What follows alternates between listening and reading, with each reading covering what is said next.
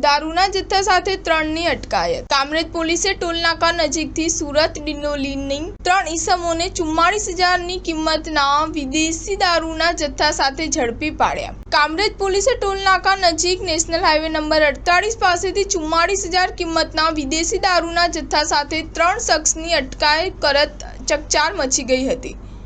प्राप्त माहिती अनुसार कामरेज टोल नाका नजीक मुंबई थी अमदावाद जता नेशनल हाईवे नंबर 48 पर रोडनी बाजुमां 3 ईसमो प्लास्टिकनी थैलीमां विदेशी दारूनो जत्थो भरीने ऊभा होवानी कामरेज पोलीसने बातमी मळी हती।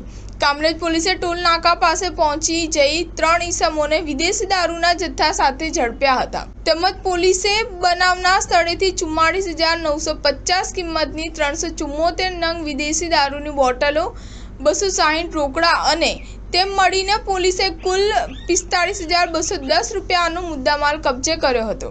હાલ પોલીસે પ્રોહિબિશન એક્ટ હેઠળ ગુનો નોંધી આકાશ રમેશ રાજનાથ, રાહુલ બંજારા, અજય ઉર્ફે રાજેન્દ્ર રવિન્દ્ર પાટીલ ઉપરોક્ત ત્રણેય રહે ડિંડોલી સુરતની પોલીસે અટક કરી તપાસ આગળ વધારી છે। સ્ટાર ન્યૂઝ 7 હંમેશા સચ્ચાઈની સાથે।